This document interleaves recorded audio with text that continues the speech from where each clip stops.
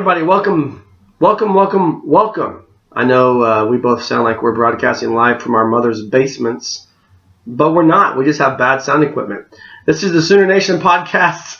I'm Matt Hofeld. He's Rich DeCray. Lots to talk about as college football is preparing to kick off. Here's the first thing I want to throw at you, Rich. By the way, say hi to everybody so they know I'm not talking to myself. Hi, everybody. Right, good. Now, shut up. Okay. Win total for the season, Oklahoma and Oklahoma State, 9.5. So if you're not familiar with totals, what that means is if you bet the over, then these two programs have to win 10 games for you to win. If you bet the under, then they have to win 9 games for you to they have to lose. Oh, sorry. If you bet the under, they can't win more than 9. If you bet the over, they have to at least win 10. Now you know why I don't gamble, because I can't even explain it. My question to you, sir, is where do you go? Let's start with Oklahoma State. Do you go over or under on 9.5? You know, I think both of the teams are very much so lumped into the same category for me. So I will throw that out there as a precursor statement. So you're saying OU and OSU are the same?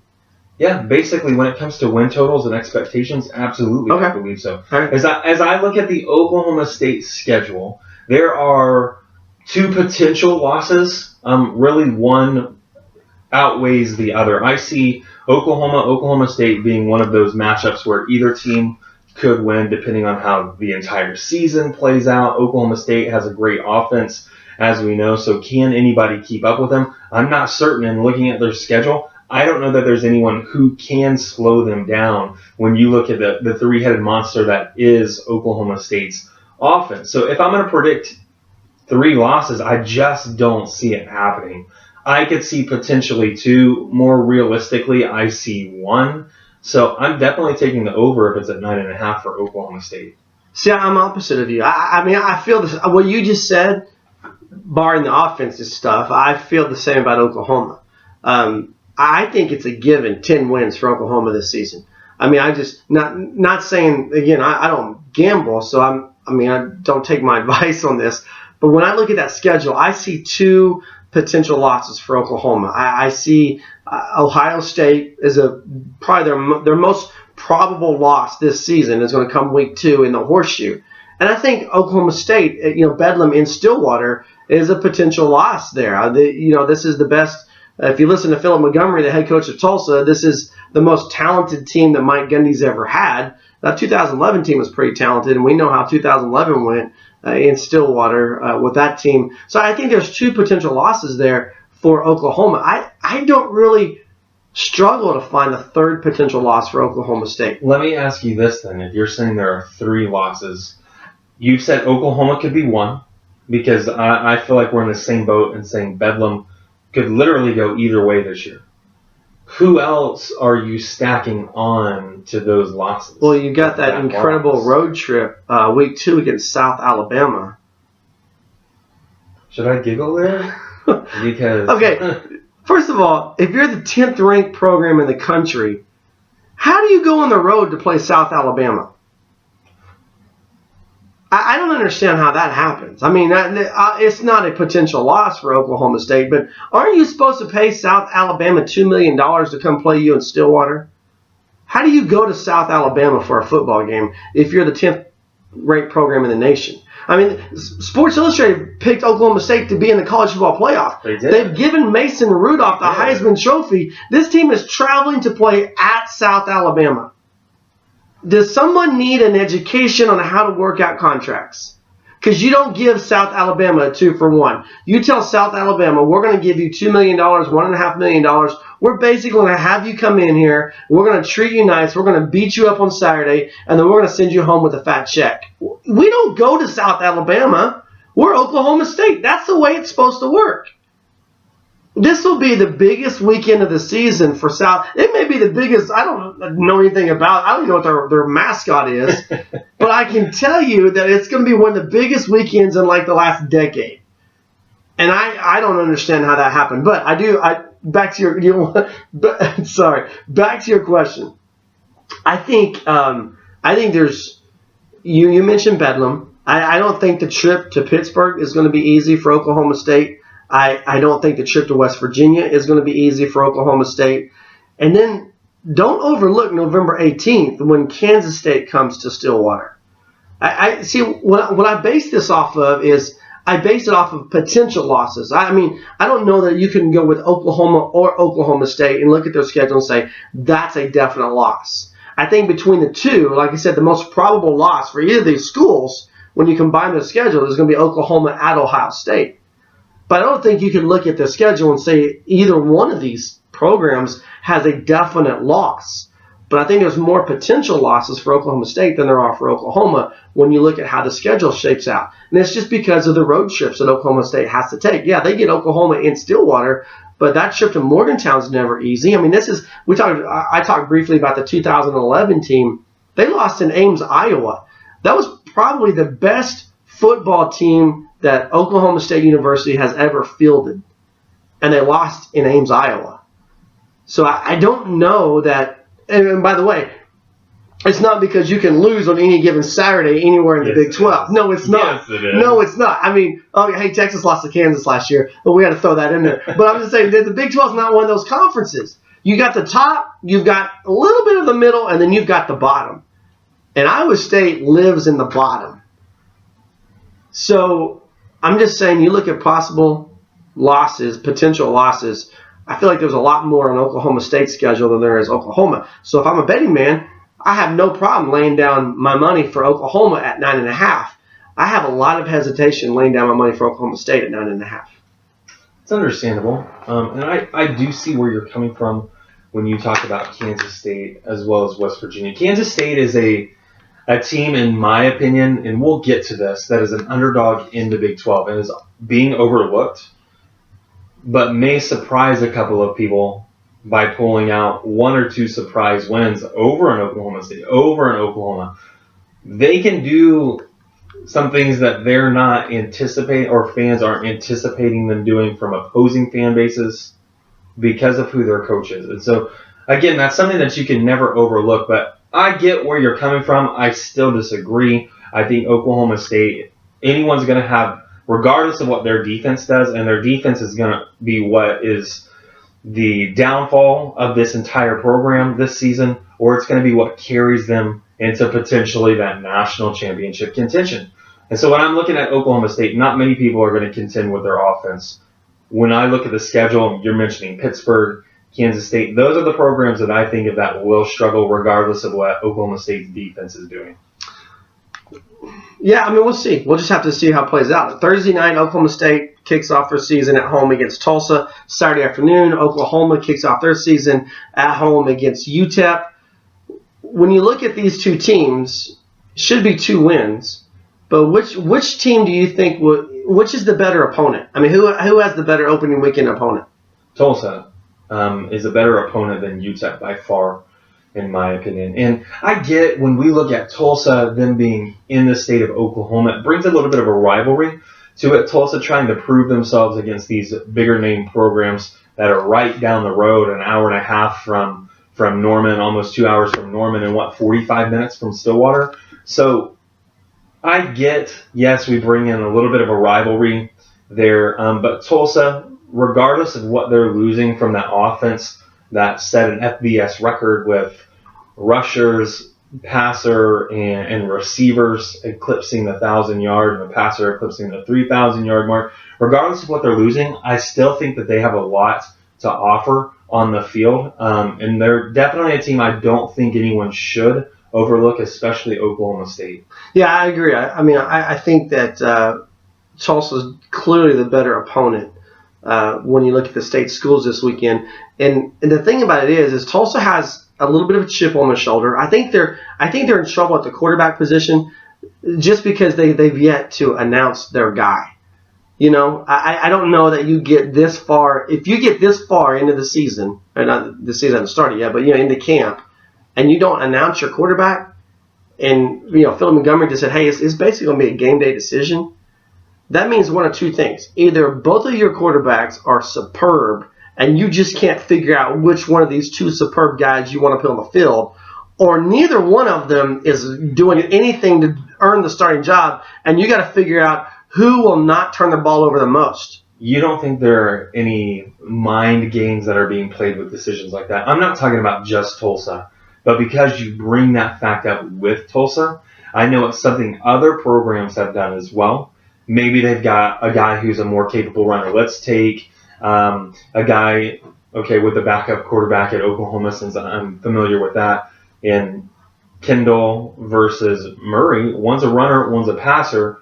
You don't think they're playing up these two different skill sets, saying, we don't know what we're going to throw at you, or maybe we do, we just won't want to reveal it? Well, I think if you do that, you do it across the board. For example, did you see Oklahoma's depth chart? They released it? No. So you got to look this up on Twitter. Oklahoma released their depth chart. It's a blank piece of paper. That's good. Yeah, so I think you do. We all know Baker Mayfield's a starting quarterback, right? There was a post on that. That would have been a great, just kind of satirical post. I don't know. I wasn't covering the press conference yesterday. Somebody else was. Whoops. What word it means? But the point is, we know Baker Mayfield's the starting quarterback, right? You know. Undoubtedly. You know who the starting running back is for Tulsa. You know who the receivers are for Tulsa. So if you're going to play those mind games, you do it across the board like that. I don't know who the starting quarterback is for Tulsa, and when I listen to Coach Montgomery, I really don't think he knows, and that I think that's going to be the down. Well, the reality is you put Dane Evans there, was a great quarterback for the University of Tulsa. I still am not convinced they have the firepower to match up with Oklahoma State. Right. But I think if you put Tulsa and UTEP on the field on Saturday, Tulsa walks away with a comfortable victory. I agree wholeheartedly. So that makes, in my opinion, we're in the same boat here with who the opponent is. Before we break down these games individually, let's talk about sleepers, because we kind of went down that trail a little bit and we did a U-turn. Oklahoma State most likely are going to play twice this year. They're going to play Bedlam in Stillwater, and then in the most stupid thing ever, they're going to play Bedlam 2.0 in Jerry World for the Big 12 championship. But if it's not Oklahoma or Oklahoma State making it to Arlington, who's it going to be? Who's your sleeper this year for the Big 12? I did hint at this earlier, and it is Kansas State. I think what they possess defensively, specifically in the secondary, is going to pay dividends for them, because I rank them as the top secondary unit in the Big 12. And that's because of experience. It's because of what they possess skill-wise as well. And I think they can lock down some pretty good receivers to make it difficult on some offenses. But at the same time, you look at what they've got offensively coming in. And Kansas State, I don't know what it is. I don't know how they do it. But they always seem to have a big physical offensive line with a quarterback who isn't just a single-faceted guy. He can do a couple of different things on the field. And so I just expect them, as usual, to continue to bring that to the field. And when you've got Bill Snyder pulling the strings, anything can happen for them. So as I said earlier, I think they can pull off some unlikely wins and find themselves not necessarily in control of the Big 12, but hoping that one or two other losses happen that go in their favor and push them into that championship game. Well, it's not like we haven't seen Kansas State do that in the past. Right. Kansas State is a program that has a history of doing things along those lines. And what I'm curious about is, interesting note about Kansas State. In all of Bill Snyder's years, he's never had a younger two deep than what he had last year. Now think about that for just a second. He's never had a younger two deep than what he had last year. And last year's team won 9 games and scored a win in their bowl game as well. That was with the youngest team he's ever put on the field. Now he's bringing that team back with experience. And we call Bill Snyder the Wizard for a reason. We've seen him beat OU in the Big 12 championship game. We've seen him come in and shock the Sooners in Norman. We've seen Bill Snyder's teams consistently pull off that magical upset win, and you just think, well, where in the world did that come from? So I've got Kansas State, but if I was ranking my sleepers, I've got another one that I'm confident you're going to disagree with, just based off of your position rankings. Please don't say Texas Tech. I have a feeling we're going to talk about them at some point today. But if I'm ranking sleepers, I've got Kansas. They're my sleeper. Kansas State. Sorry. Okay. Yeah, Kansas is my sleeper to not be finish. Careful here in the Big 12. Well, Kansas is my sleeper to not finish last. Okay. All right? Okay. Because we always pencil in Kansas last. Yes, we do. You know, you have the photo of the cartoon photo of the Big 12 football mascots, and the Kansas mascot always has his basketball jersey on, right? Mm-hmm. Because they don't play football. But I don't think Kansas is going to finish last this year. And we can talk about that later if you want to. That's not on our script. But Kansas State, my sleeper. I think Texas Tech, that's your fault. I think TCU is just right. I mean, if it's sleeper, it's 1 is Kansas State. Sleeper 1A is TCU, in my opinion. Yeah, I totally disagree. I knew you would. Right. I knew you would. And here's my reasoning is I have zero faith in Kenny Hill. I think that he has taken a trajectory very similar to he had a decent season with Texas A&M, then he transfers. And I was going to equate him to another quarterback, but it doesn't really make sense anymore, so I will leave that name unannounced here. But he's since transferring, even the second half of his season at Texas A&M, he's really fallen off. And this year, for me personally, think that he is going to throw a very similar number of touchdowns to interceptions. And that never bodes well for a team, especially in a conference that isn't known for their defense. But here's the thing. Why I really can't dispute what you just said.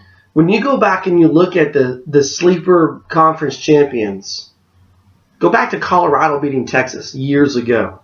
Go back to Bill Snyder beating Oklahoma in Kansas City. The thing about those teams, they didn't have a star quarterback. They had a quarterback who was good, but they weren't the best. You know, we're throwing Oklahoma State in there because of Mason Rudolph. Oklahoma's in there because of Baker Mayfield. There's not another team in the conference that can put a quarterback the same equivalency as those two guys. But because of defense, because of a solid running game, I mean, Gary Patterson is a defensive first guy. And I think his defense is where you're talking about the quarterback. I agree. If they can get Kenny Hill just to not turn the ball over, which you're laughing at that, but if they can get him to not turn the ball over, they're going to be in a lot of ball games this year. It's his second season in Fort Worth, second season with this offense, and Meacham's a pretty good offensive coordinator. I think it's a bounce-back season for TCU, and I think it's led by the defensive charge. Last year, the defense let TCU down in so many different ways, which is so uncharacteristic of Gary Patterson. I think that corrects itself this year. I think TCU is that team that could pull off a couple of upset wins and possibly be there if you're not going to pick Oklahoma or Oklahoma State. While we're talking about this, let's just bump up one more thing conference-wise before we get into breaking down Oklahoma and Oklahoma State. Big 12 coach on the hot seat this year. I think it's obvious there's only one. I agree. Cliff Kingsbury. Yeah. But by the way, throwing that in there, I think I got to say I was wrong about something because for 2 years, up until June, I had even said that Lincoln Riley would be the next head coach at Texas Tech. Obviously, I have to alternate that projection a little bit because he's not going to Texas Tech, clearly. Philip Montgomery from Tulsa. Watch him. When they fire Cliff Kingsbury, they're going to go after Philip Montgomery. Well, talking about Cliff Notice I didn't say if they fire Cliff Kingsbury. Right, I said when they fire him. Cliff Kingsbury has a mountain to climb if he's hoping to keep that head coaching position. And I say that because you lose a guy who topped in the draft, Patrick Mahomes. I don't necessarily know what NFL scouts saw in him that made him such a high pick in the NFL draft. I'm not saying that he wasn't worthy of it because that kid is an athlete who can throw the ball 1,000 times in a game it seemed and never tire out. I think he did that. Love it. He did, I know. Mm-hmm. And so you lose a guy like Patty Mahomes. You have a defense that struggled greatly. I just don't see any replacements coming in to shore up the defense or to take the place of Patty Mahomes. Just isn't there for me. Well, and the thing is, first of all, they're so high on Patty Mahomes in Kansas City. I do Fox Radio once a week in Kansas City. And this morning when we were on the radio, they want Patty to be the starting quarterback, which is ridiculous. But whatever. I mean, I feel like Chiefs fans are setting themselves up for the great fall. It always reverts back to something we use on the college level of football, is that the backup quarterback is always the most popular player on campus. Yeah, and he's... Well, maybe not this year, but if you're looking at Oklahoma State and Oklahoma... No, I think Kyler Murray's pretty... Who is Oklahoma State's backup quarterback? Does anybody even know his name? No. I mean, they're one injury away from this season tanking. I mean, that's just hopefully nothing happens. He's just in Dallas. But he's like 40 now. He could coach. He's a man. He's 40. All this when you look at depth becomes an issue suddenly for Oklahoma State at a couple different positions. And we'd never wish injury on anybody. But I just going back to Texas Tech. I don't see what Kingsbury has that can save his job. Yeah, because he can't go 6-6. He needs to go 8-5 at best and win a bowl game. We were talking about I can't find a third loss for Oklahoma. I can't find a fifth or sixth win for Texas Tech. In fact, I'll go ahead and throw this out there. When I said Kansas won't be the cellar dweller this year, I think Texas Tech is going to be the cellar dweller. I think Texas Tech is going to lose to the likes of Kansas. And we know if you lose to Kansas, that's a coach killer right there. Charlie Strong is still trying to figure out how did I lose to Kansas last year. But you lose to Kansas, you lose your job. But I think they're going to lose to the likes of Kansas. I think they're going to lose to the likes of Iowa State. And then you throw the teams we've talked about, Oklahoma State, Texas even. It could be a rough season in West Texas. So, yeah. Let me ask you this, though. You look at the two new coaches. You look at Lincoln Riley at Oklahoma. You look at Tom Herman at Texas. How much pressure is on these guys? Obviously, their job's not in jeopardy, but how much pressure is there?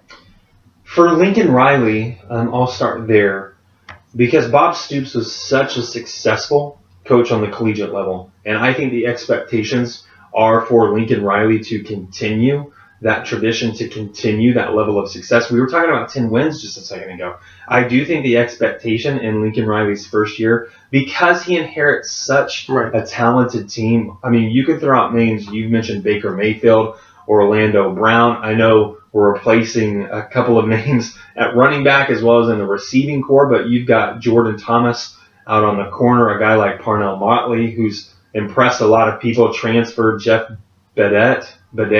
I'm not sure how you say his last name. I don't think it's pronounced Bidet. It could be. Could be in like a Cajun. All right. I don't know. Bidet.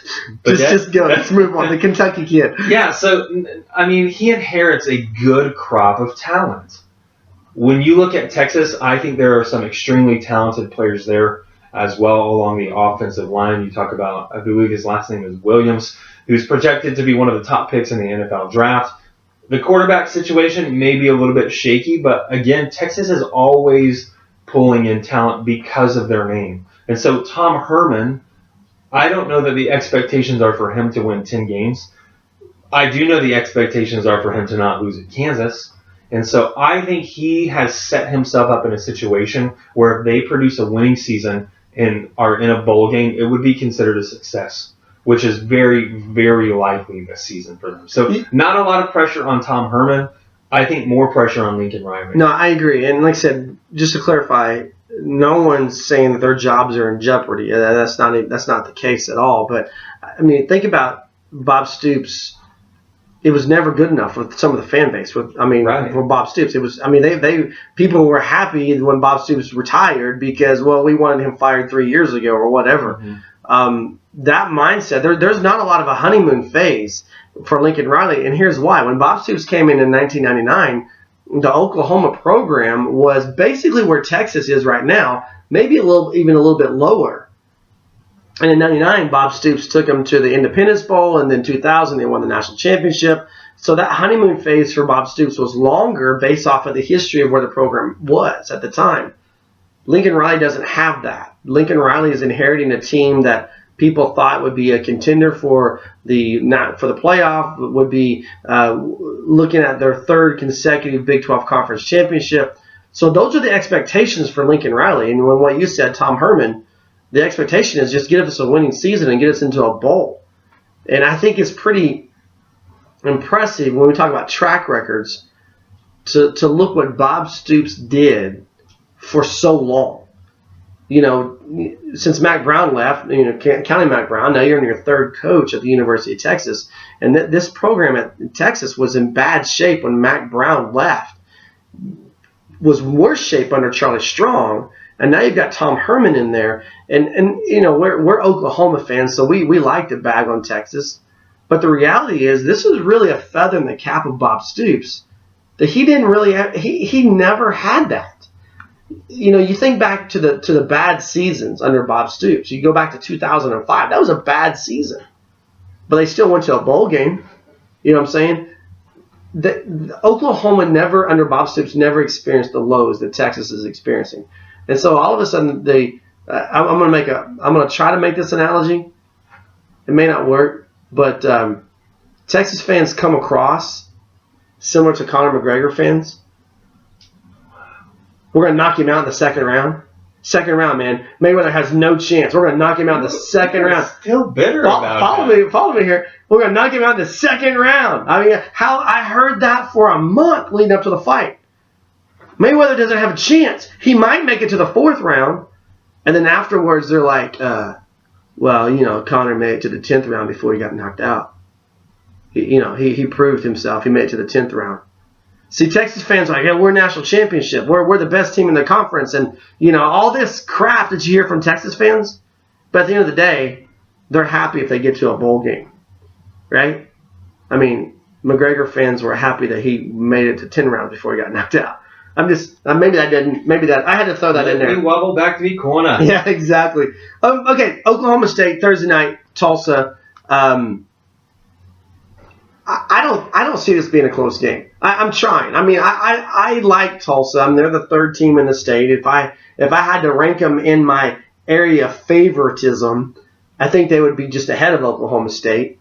I'm wearing my OU shirt right now, just to let you know where my colors are. But I can't see how Tulsa keeps this game close. I think first quarter, second quarter, what Tulsa's going to try to do is they're going to try to run the football. But I think Oklahoma State's defensive game plan is to prevent Tulsa from beat us with a quarterback that you don't know who he is yet.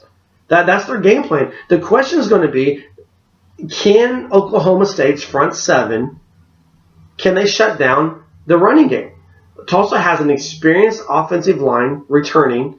They have an all-conference center. So it's going to be, the strength of the Tulsa offense is going to go into what many people deem is the weakness of the Oklahoma State defense. So if Oklahoma State has to stack the box to stop the run, that may set up a little bit better for these young quarterbacks. I don't know, but I think at some point, maybe late second quarter, early third quarter, this is going to turn into where Tulsa is going to have to score to keep matching punch for punch for Oklahoma State, and they're not going to be able to do it. See, you took the words right out of my mouth because I do. When we look at Montgomery and what he's done at Tulsa, he's built offenses to put up points. He's built offenses to score.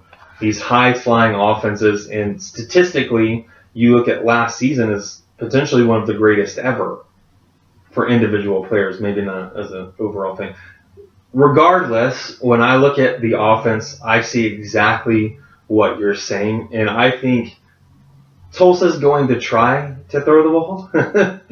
But again, as you said, their strength will be in running it. I think they're going to put up some serious yards and some serious points in the first half. I think they may not match Oklahoma State. Oh, you think Tulsa's going to put up serious yards? In the first half. I think Oklahoma State's going to put up more. I think the first half you'll see a lot of scoring. You'll see a lot of yardage. And in the second half, I predict that, and I may have to retract that statement because I do think Tulsa's going to try to control the clock in the first half with that run game. Right. That's what I'm thinking. We will see how well Oklahoma State can stop it. If they can't, that's when I see the yards, I see the points being stacked up for Tulsa. But Oklahoma State is going to be unstoppable on offense. I just don't see a way Tulsa stops them. Where do you see the score being? Just kind of, I didn't prep you for this, but if you had to guess a score. Can I give you roundabout numbers? Sure. I think Oklahoma State will be close to 49, maybe 56 range. I think Tulsa's going to put 27. All right, so I'm giving Oklahoma State's defense a little more credit than you are. I've got 49-14 in that neighborhood. About a 5 touchdown spread on that. I don't know that we're going to learn anything about Oklahoma State in this game, and it's not a slam against Tulsa as much as it is. We just don't know anything about Tulsa. The over/under is 72, by the way. But see, I think the over/under is based off of past experience with Tulsa. And it's based off the legend of Philip Montgomery. He is an offensive guy, which is why he's going to fit in Lubbock, Texas. But it's hard for me to jump on board with that without knowing who the quarterback is. And the X factor here is this next quarterback. And Chad President was a highly talented recruit coming out of high school, and it was kind of a coup that Montgomery got him to come to Tulsa. Baylor wanted him, and then when Montgomery comes to Tulsa, he comes to Tulsa with Montgomery. But I don't know. No one's seen him. No one knows who these quarterbacks are and what they're going to look like. And so it'd be hard for me to give Tulsa a lot of points in this. I think if Tulsa scores more than 3 touchdowns in the first half, then we'll be back next week talking about the struggles of Oklahoma State going into their South Alabama game. But I don't see it being a struggle. I really don't. I think Oklahoma State, I think probably what's going to happen is a low-scoring first half, and then a second half, Oklahoma State just kind of blows the doors open. That's what I see happening. Okay. I'll take it. All right. So Saturday in Norman. Mm-hmm. I don't think this is close at all. I'm going to give you a couple quick thoughts on this. I think Oklahoma scores early. I think they score often. It may take 2 series to kind of get some things going with the new running backs and new receivers. I think you might see Baker miss a couple of times based off of miscommunication and not really knowing the chemistry with the receivers. I think you're going to see a stable of running backs. I don't know you're going to see one running back for Oklahoma have just a dominating game. And I think the reason why is twofold. I think, first of all, they want to see these running backs in game situation. You want to see Rodney Anderson in a game situation. You want to see Trey Sermon. You want to see – we've seen Abdul Adams, but I think he's going to be in the mix. You want to see these guys in game situation. But the other thing is the next week is Ohio State. I don't think Lincoln Riley wants to kind of tip his hand as to who their go-to back is. And so it wouldn't surprise me to see these backs alternate like every possession. So I think maybe 1 or 2 possessions to kind of get a rhythm. But then I think also I would be shocked if Baker Mayfield plays the second half. I think if Oklahoma is in a position where Baker Mayfield has to play in the third quarter, then what I said about Oklahoma State is the true for Oklahoma. We're back here next week talking about the problems that this program has, this offense has with these new guys. I think we see Kyler Murray in the second half. I think we might even see Kyler Murray behind the starting offensive line just to get him those reps. It's been a while since Kyler Murray's had reps in a game, and he's your number 2 guy now. So I'm going to throw my score out here first for Oklahoma UTEP. I'm going 56-3. I don't think UTEP brings anything to the table in this game. And I think Oklahoma pulls the plug early because you got Ohio State next week. You don't want injury. The best case scenario is Oklahoma gets out of this game injury free, but you also don't want to show too much. And I think Oklahoma can jump out here willy-nilly, vanilla. There's 2 schools of thought here. I'm going to ask you which one you are. There's 2 schools of thought. The first school of thought is you just go vanilla, off tackle left, off tackle right. You throw short because you don't want to give Ohio State very much film. Or the other school of thought is you just open up the playbook and you pull out all the trick plays and you throw all these trick plays out there because then Ohio State has to spend time planning for plays that you're never going to run against them. But they know, they've seen them, they have to prepare for them.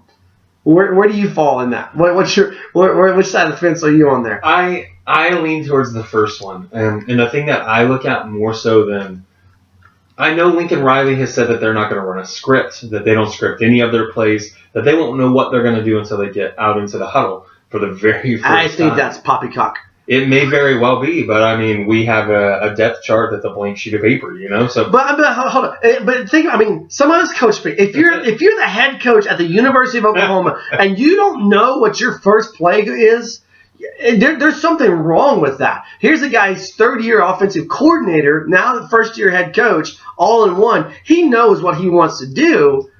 I'm going to go ahead and throw it out there, Matt, and say that the first play is a running play. For sure it's a running play. Absolutely. The entire world knows this. Sorry,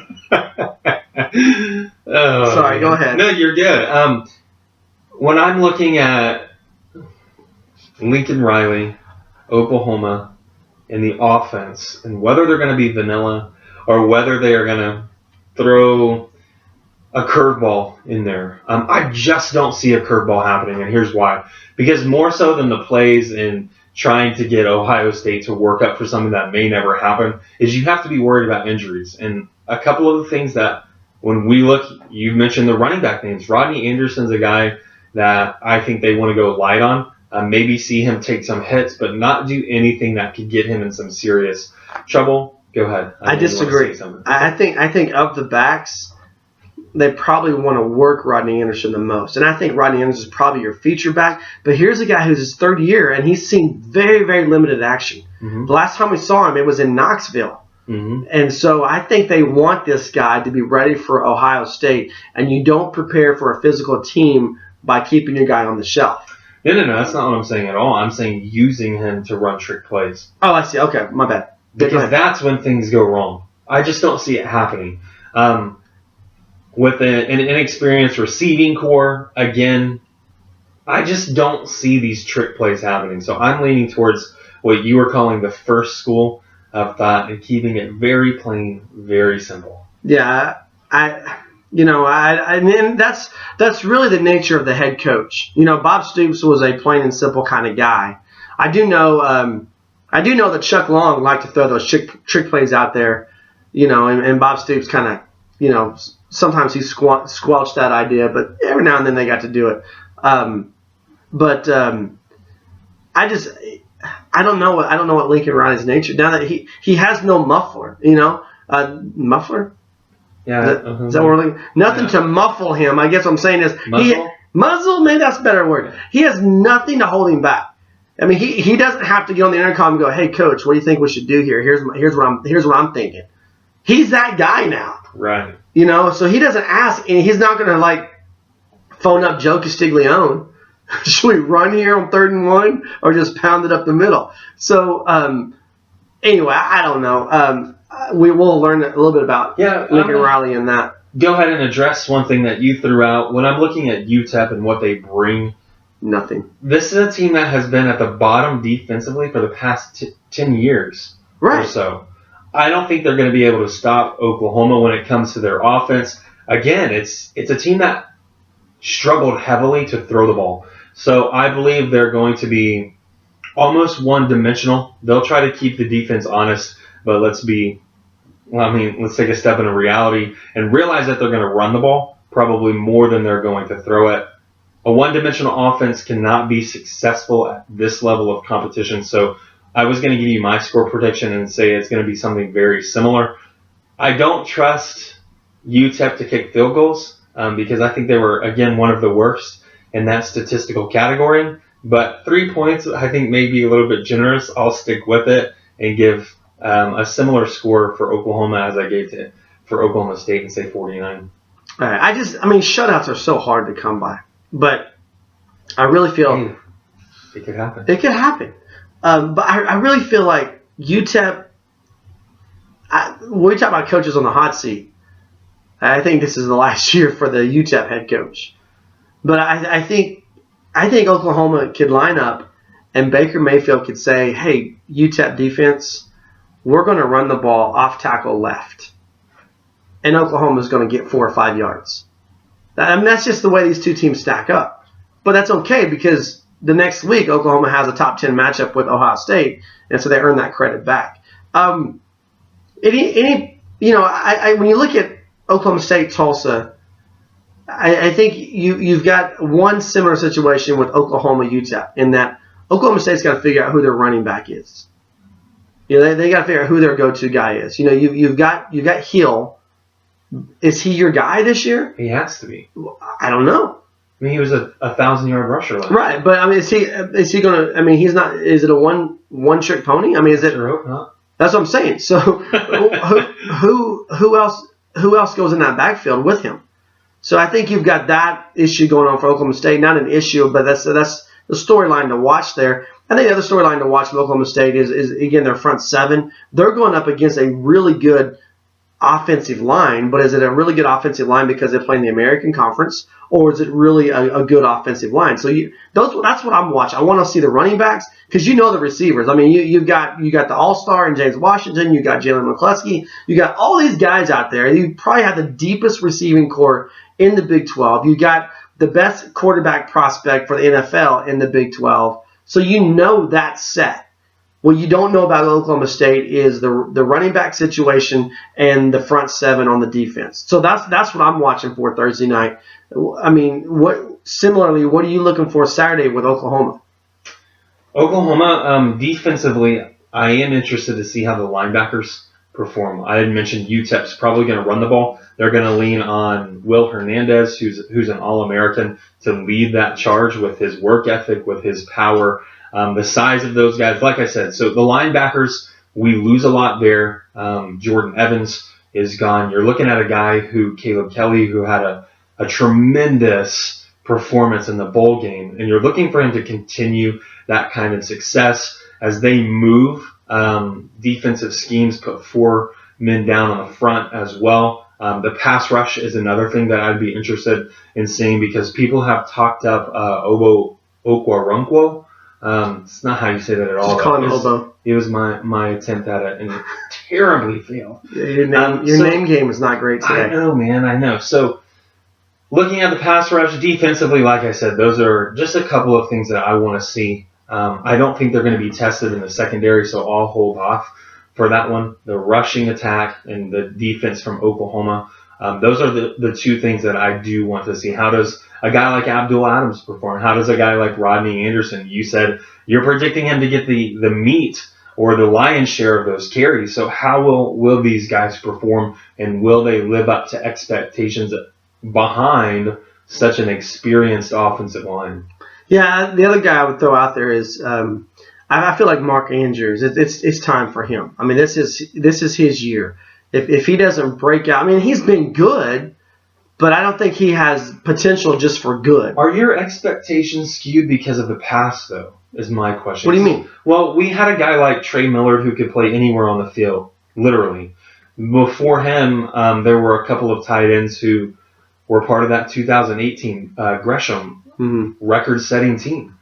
I think, not that your expectations are skewed, but I'm asking that question because Mark Andrews isn't those guys. But I think he could be. I think he could be similar to Jermaine Gresham because of his size.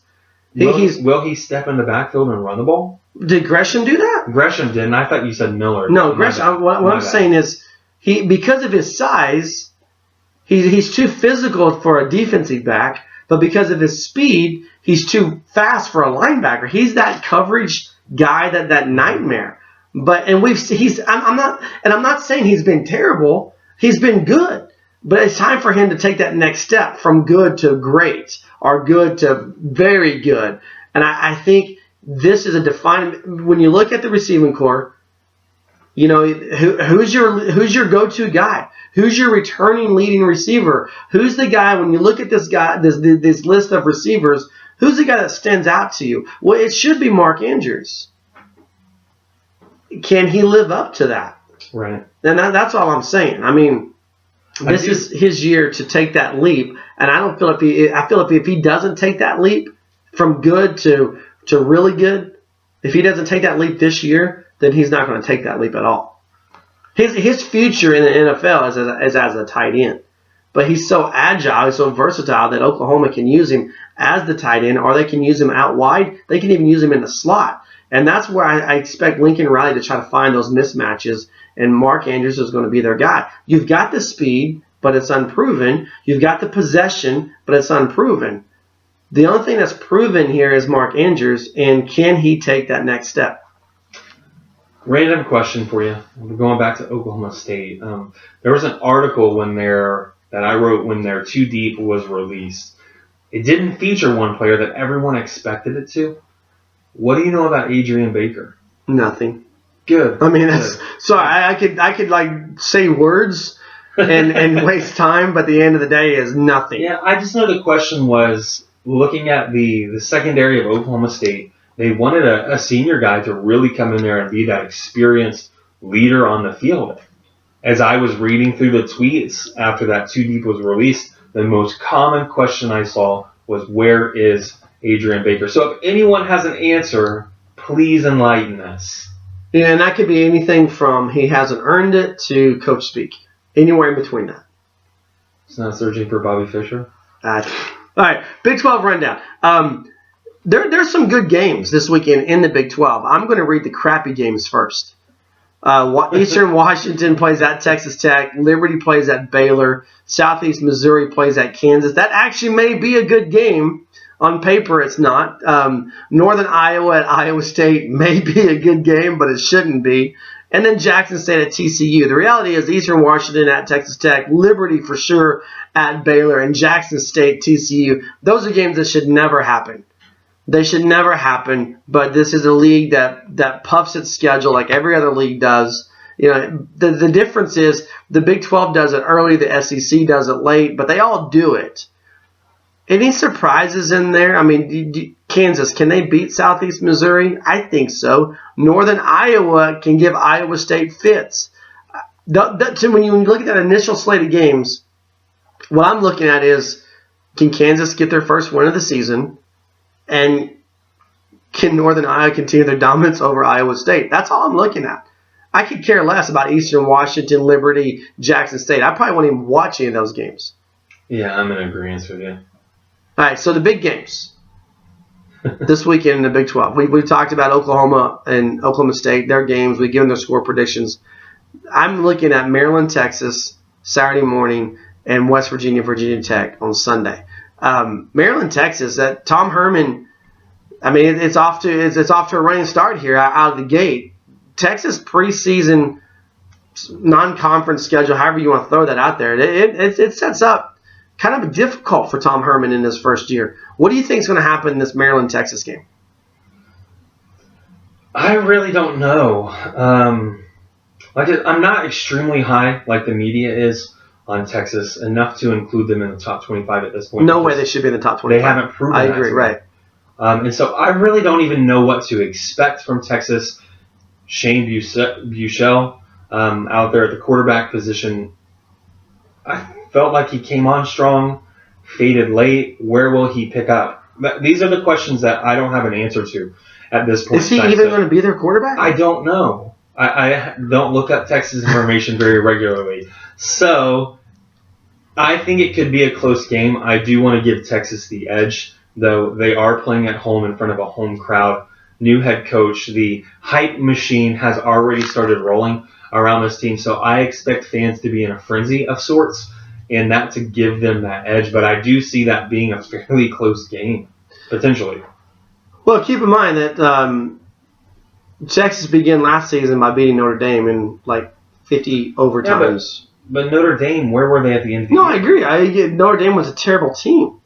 But remember, they were coordinated as being back after beating Notre Dame in overtime. I don't know, man. Here's what it comes down to me. Is Texas going to be, by the way, Shane Buechele is the starting quarterback for Texas, as I was looking at their depth chart.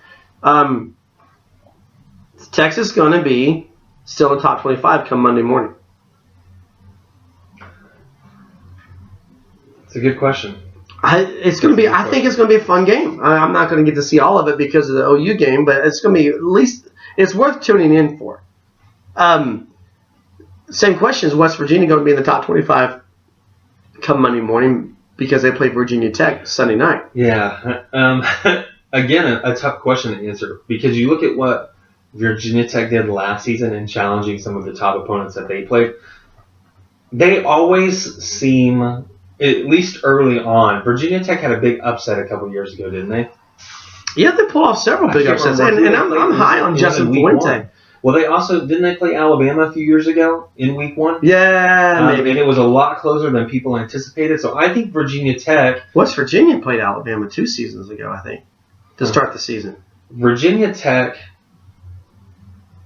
I don't know what it is. Maybe it's the not having anything on paper, not having anything on film, but they're able to challenge teams. I think this one would be a close game regardless of when they met in the season. I looked up the spread. It's currently 4 points in favor of West Virginia, but then the predictor has Virginia Tech with a 67% chance of winning.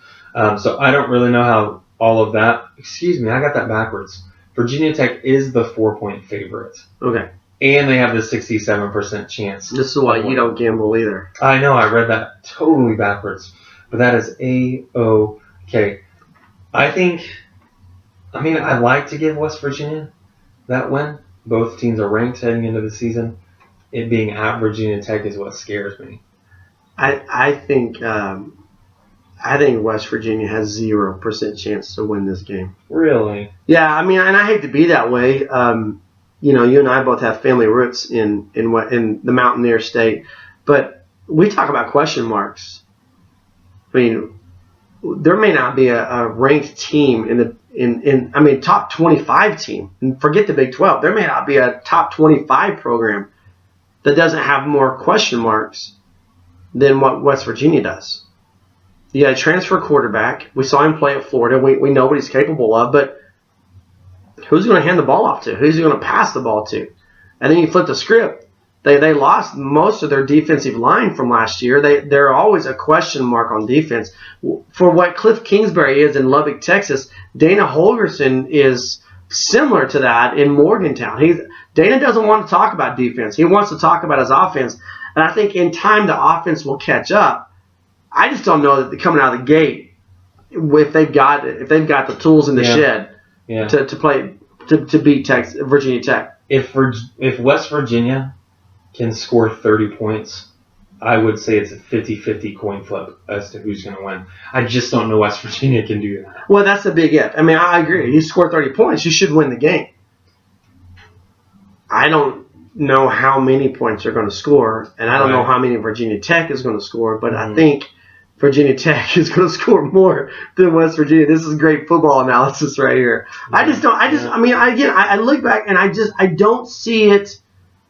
I just don't see it for West Virginia right now. Right. I'm not as high on them going into the season as everybody else is. Where I'm high on TCU and you're low, you're higher in West Virginia than I am.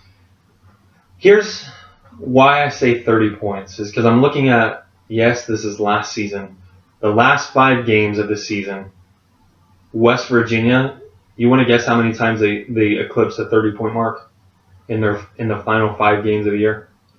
Hit me up with it, man. Once. And it was against Iowa State. On the flip side of that coin, Virginia Tech, in their previous 5 games, they scored 30-plus points 4 times. I'm being swayed by the numbers here, maybe what you've said a little bit as well in giving that win to Virginia Tech. Yeah, and by the way, I think that game is at FedEx Field, it's not like in Plattsburgh. But Virginia Tech's the home team. All right, so that's it for this episode of the Sooner Nation podcast. I'm Matt, he's Rich. We've got lots of preview stuff for both Oklahoma and Oklahoma State. We got our preseason stuff up, heartland-sports.com. If you're going to add to the show or add to the podcast with questions, comments, thoughts, suggestions, we're always open to that. You can leave a comment. You can shoot us an email. We want to hear from you. Let us know what you think. We'll be back next week to break it down again on how everything played out. Thanks a bunch for listening, and have a great week, everybody.